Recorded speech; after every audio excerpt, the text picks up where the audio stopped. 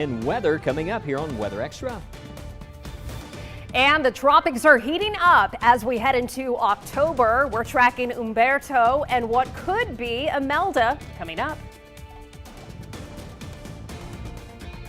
And I had a school visit, but we're also showing your pictures and videos. We'll tell you about the fun and what school I went to coming up right here on First Alert Weather Extra.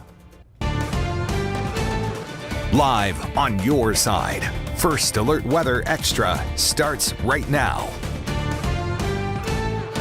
And right now on Weather Extra, we are tracking some more wet weather. We have some pop-up storms out there. We're zoomed in over northern Winston County, a nice little downpour that just moved in around Haleyville. So some of us still getting the rainfall, although the coverage out there, it's still very hit or miss. This is the new drought monitor just in today. And look at that. The moderate drought has now expanded to even more areas. Severe drought conditions. Unfortunately, if you look at where the severe drought's located, that's where we saw less rain last night. Most of the wet weather that we saw, this is a look back at the past 24 hours, those heavier total central areas, nice rainfall amounts. Our weather watcher Jerry Peak in Oxford reporting over 2 inches of rain, and even in the Birmingham area, John Talbot, our Concord weather watcher, over 2 inches of rain. But Chilton County, even parts of Jefferson, Shelby County, and over into West Alabama, these are some areas. Got to get some more rain in here, but just keep in mind it's still dangerously dry in those locations. Now, at the moment, there are some storms popping up, and this is why we did drop the first alert weather day, but we had that in place for the risk of stronger storms southeast, and you can see why this is actually southeast of our area. But there's some intense storms popping up down into those locations, but there is some pockets of rain. There's still a front that's moving in from Mississippi, so as that tracks across our area, even past sunset this evening, it could kick off a shower or storm. But at the moment, again, we have this rain around Haleyville over into Double Springs. That's going to be tracking in that direction, perhaps over towards Smith Lake. Just stay alert in case we start to see some lightning with that. Zoomed in, this is just outside of our area. I know we have a lot of folks that may be watching us on our First Alert weather app or streaming platforms, but just to show you south of Alexander City around Lake Martin, an intense storm there with some lightning that is tracking back in towards Chambers County. Randolph, Chambers County, that's where we're seeing those storms over the next 60 minutes. But looking at the next big thing down the road, it gets kind of interesting here. The weekend, we might have a shower or two, but notice behind me, we could have a tropical system making a landfall on the East Coast next week. And what would that mean for us? Well, there's a chance it could impact rain chances, especially for East Alabama around the middle of the week, and could impact our temperatures if that drifts our way. And right now, standing by, meteorologist Lauren Linehan. Lauren, you've been taking a close look at all this new data coming in, and this system could grow into a hurricane. Yeah, that's right, Wes. And the Atlantic Basin is very active. We first do want to focus on Tropical Storm Umberto, which is out in the central Atlantic. So right now it has 60-mile-per-hour winds, and it's moving to the northwest at 6 miles per hour. We still expect this not to have major impacts on the U.S. We'll continue to watch it in the days ahead. It could eventually become a major hurricane as we head into the weekend, but right now the main risk, it could be causing a rip current risk along the U.S. Next up on the list, though, is Imelda, and this is the one to watch, the one that we want to give you a first alert for, that we need to pay attention to here in the southeast. You can see Gabrielle off to the north, no longer even a full-fledged tropical system. We have Umberto, and then this is the disturbance we're watching, Invest 94L, that is moving through the Dominican Republic right now in Puerto Rico. As it moves to the northwest, it has a high chance of development over the next week. And really, within the next few days, we could see something develop. So the hurricane hunters have been going to investigate this system. And the great thing about when the hurricane hunters go into these systems, they can get great data that can be fed into our models and can give us a better idea of what could eventually transpire with this disturbance. And as Wes was just saying, a lot of that model guidance is suggesting that, hey, what we could see with Imelda could eventually come towards the southeast, and it may not necessarily be a strong system in the long run, but it could be a rainfall maker. So when they go into the storm, they can collect things like flight level winds. Right now, as it's moving through, you can see this is the track. It came out of central Florida and is now about to be approaching the disturbance, Invest 94L. So you can see their track through the Atlantic. Atlantic, now getting closer to the Caribbean. So right now those flight level winds are almost at 60 miles per hour. So they are beginning to approach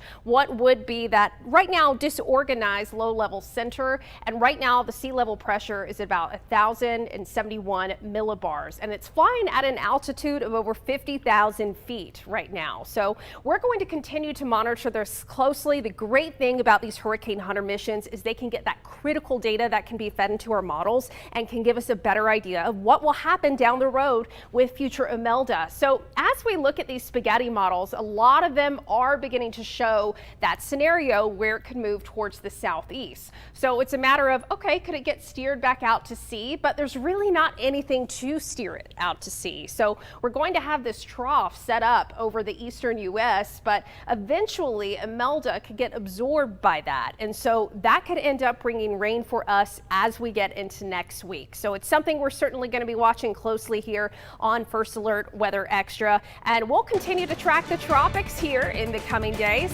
We'll be right back.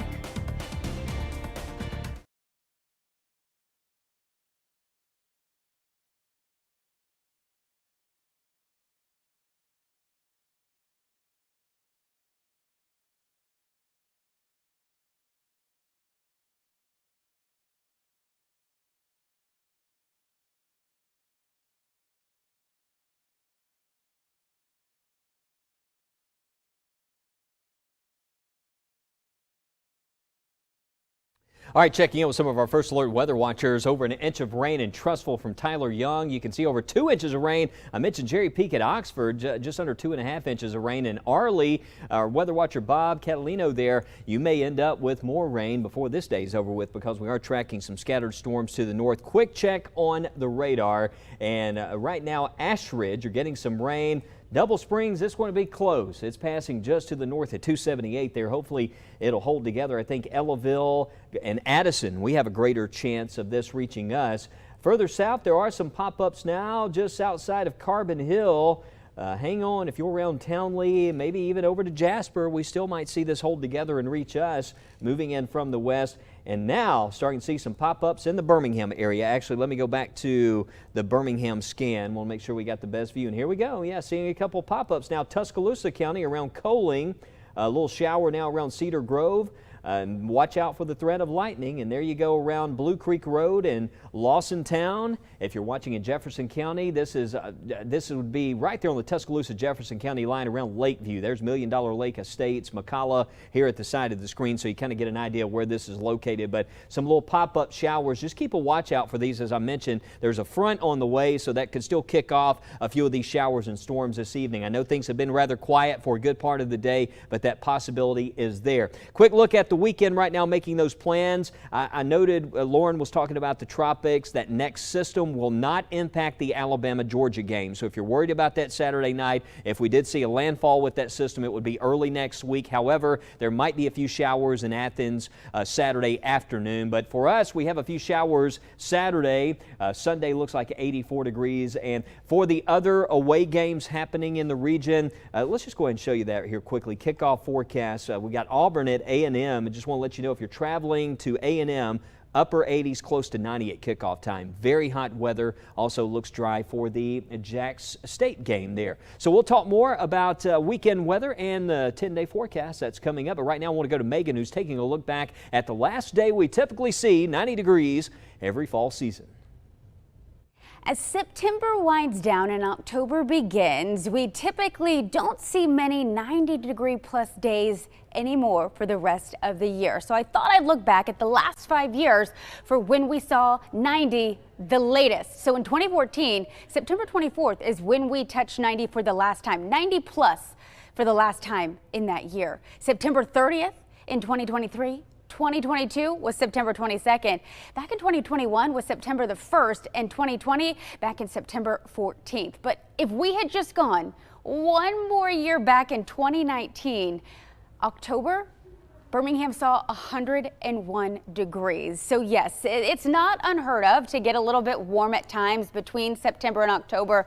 It just is not typically average. In Anniston, the last time in 2024 when you saw 90 was September 24th, very similar to Birmingham's numbers. 2023 and September the 12th, back in 2020, September 14th. And just like Birmingham, saw 100 degrees in the month of October in 2019. So 2019 was actually trending to be quite a warm year because Tuscaloosa did the same thing. In October of 2019, they saw 101 degrees at one point during that month. So if we had just gone maybe 6 years back, that would have been a very interesting outlier. And even back in 2023, the last time Tuscaloosa saw 90+ degrees was October 1st. So yes, it may not be out of the question to get a little warm between September and October, but it is just really not the norm. Typically, we wrap up September and temperatures just get slowly cooler through the months of October. So here's to hoping for some fall-like weather.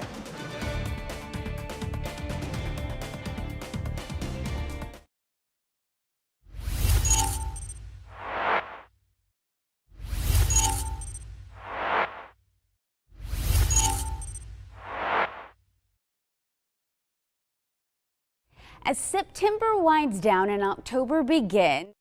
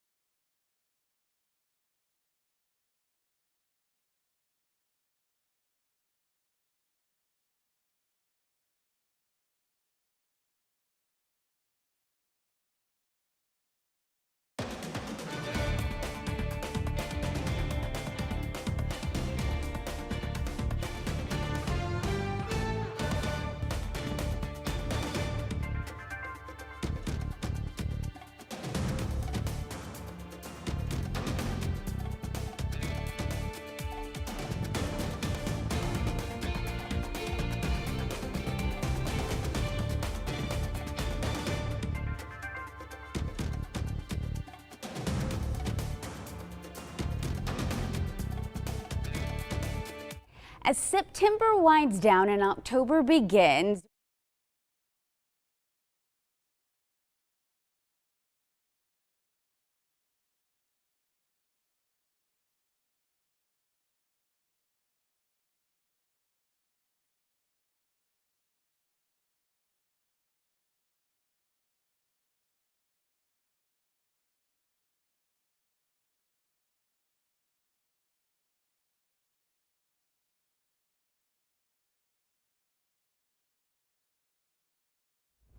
Well, I know it's hard to think about when we haven't had any really cold weather this season, but the cost to heat your home is going up this year.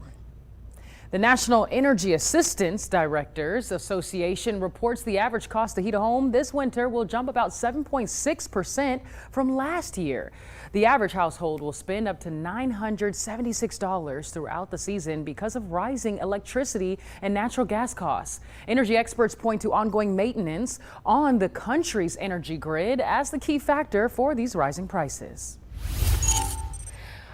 Well, Tania, the Alabama Gulf Coast touts some of the country's most beautiful beaches. But did you know much of the state used to be underwater? McWane Science Center recently collected a new fossil that tells us more about the ancient climates of Alabama and how our history can better inform our future.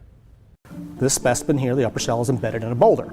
Paleontologist June Ebersol runs the collections department at McWane Science Center, where there is no shortage of ancient life to study. A lot of people don't realize that Alabama is the #1 state in the U.S. for fossils.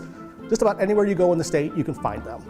And so it just so happens rivers are a great place to go looking for fossils because Mother Nature is washing away the dirt and breaking down the rocks. Back in 2021, during a routine fishing trip in South Alabama, a family stumbled upon an unusual-looking boulder, one that had been previously concealed underwater. We had record droughts here in Alabama, and so the water levels were really far down in all our major waterways. The unique rock turned out to be a 32-million-year-old leatherback sea turtle fossil.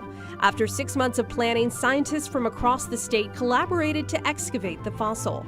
The team took the specimen back to a research lab and unearthed further discoveries. This turtle was so unique and so different from all the other fossil leatherback turtles that have ever been found that we were able to show scientifically that it is so different it needs its own genus name and species name. The turtle is now known as Wiloja culminorum, a name that honors the family who discovered it and its origins on indigenous land.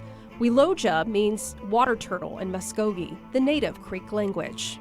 Ebersol says analyzing ancient fossils like Wiloja can help better inform us about the present and vice versa. We can forecast what's going to happen in the world today by studying the fossil record. How did these things evolve through time? How do they survive things like climate change and so forth to essentially evolve into the modern sea turtles that we see today? But how do paleontologists know which era Wiloja originated from? If I took a sugar cube-sized sample of that rock and counted all the nanoplanktons in there, there'd be over 30 billion in a sugar cube. So we call them nanofossils. Nanofossils are very great for dating rocks because the combinations of these little species of plankton, they live for very short amounts of time, and they're very widely distributed, meaning all the oceans that were around during this time period had those same planktons. And so it's a way for us to globally correlate this time period. Though you may envision the Wiloja once swimming around the warm waters of the Gulf like modern-day marine life, the fossil shows the ancient leatherback originated from a very different climate. It's 32 million years old, which is the very beginning of a time period called the Oligocene. The Oligocene is very interesting because the world enters a global ice age. It's not the ice age that everybody thinks of with saber-toothed cats and giant sloths and mastodons and mammals. This is a 40-million-year-old ice age. McWane Science Center touts the most extensive fossil record in Alabama. Their collection provides not just clues about past climates, but how geography has evolved in the state over time. So the fossil record is very, very, very informative, especially because people don't realize that you can go to the top of Mount Cheaha and find shark teeth. So most of Alabama, for its geological history, was under a shallow ocean. So unique fossils like Wiloja are just one piece of the puzzle to forecast Alabama's future, one defined by the Yellowhammer State's rich geological past. We can essentially say that if you want to study the history of life in the oceans in one place, the only place in the world you can really do that is Alabama. A lot of people think that we're only #1 in football, but we are #1 in life, past and present. Well, if you want to get a glimpse of the Wiloja fossil, head over to McWane Science Center, where the groundbreaking find is now on display in the Natural History Department. Now, here's Wes with an update on your not-so-ancient forecast. That was a great story there, Lauren. And, we're still watching the radar for some pop-up showers this evening. And as we go to the radar, you can see there's some pockets of heavier rain over northern Winston County, a little area of rain that's going to move right along the northern shore of Smith Lake. There's also a pocket of rain that's moving in closer to Jasper. You can see around Carbon Hill. If this holds together, I think this could reach us around Saragossa, maybe even north towards Manchester, perhaps Curry, and even other parts of Smith Lake there. So we're not totally zeroed out on the rain chance just yet. And there's some new pop-ups that's happening also close to Birmingham as Lauren's she's activated the Shelby County radar site, and you can see those little pop-ups now happening not far from McCalla. If that continues, this is moving to the east direction. This could end up not just McCalla, but Bessemer, perhaps over the next couple hours, some of this building in towards Hoover and perhaps Vestavia and Birmingham. So a first alert for you. But the stronger storms to the far southeast, actually southeast of our area. That's why we dropped that first alert weather day. You can see there are still some intense storms there down into the southern part of the coverage area. But the model data is suggesting tonight that, again, you can see at 7 o'clock, and it's doing a good job picking up on some of these little pop-ups. Some of those still around through 10, pushing into East Alabama. Nothing too significant, but at least another chance some of us could pick up some wet weather. Midnight tonight, rain starts to settle down, but we still have this trailing. There's an upper level disturbance that just kind of lingers over the next couple days. It's going to keep us a little bit unsettled tomorrow, maybe a few showers, but as that tropical system now looks to further intensify over the Atlantic, that could also create what we call subsidence over the region. It could lessen the coverage of showers over the weekend, so that's why Saturday and into Sunday we went a little bit drier, especially Sunday with those temperatures. But notice Friday, 6 p.m., getting close to sideline tomorrow night, you may run into a couple of showers, especially for areas across East Alabama. So 10-day forecast looking ahead, most of the weekend dry. Still a little toasty by Sunday afternoon, mid-80s, but at least we're not talking mid-90s, right? And next week, Monday, Tuesday, and Wednesday, we have bumped up the rain chance because of that system. Back to the east, looks like that could draw in some moisture and a chance for some showers. And went a little bit lower on the temperatures.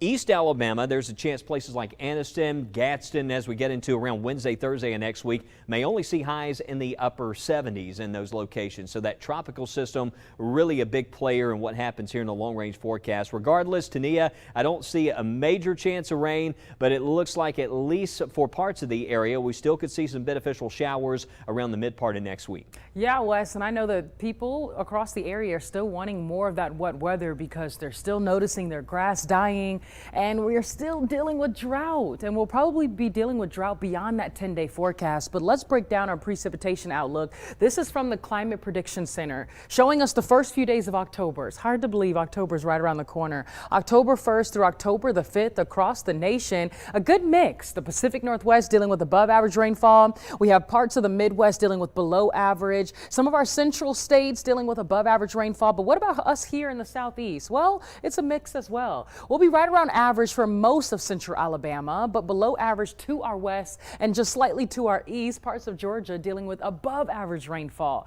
So where do we stand in the midst of all this? Well, I do think there's some chances for us to get a little bit of wet weather in October, but will we just see drought-busting rain over the next 10 to 15 days from now? I'm not seeing that in the days ahead. What about temperatures, though? Well, we could be dealing with above average temperatures across the Southeast through October the 5th.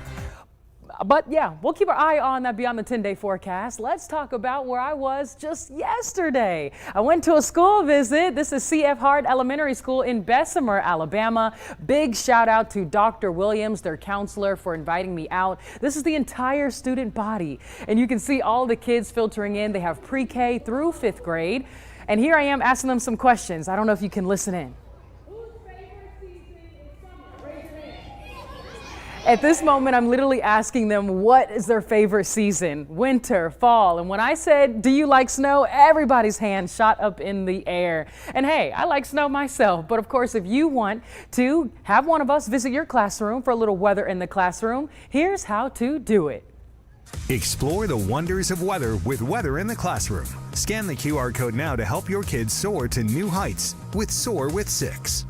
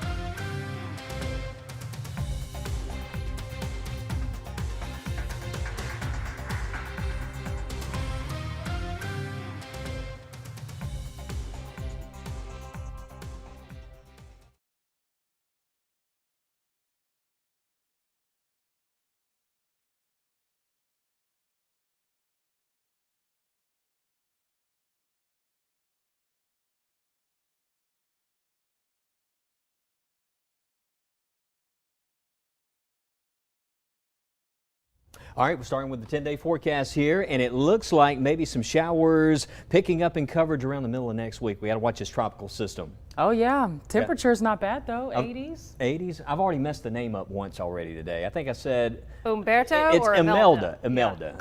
We've had an Umberto before. I remember that one. It's something Shinty about. helped us with Umberto. Yeah. Shinty always she keeps us on our toes there. Hey, how about some sunrise on the lake photos? This is Lake Mitchell today. I want to thank Kaylee for sending us this photo on the weather app. That one's so pretty. What about this one?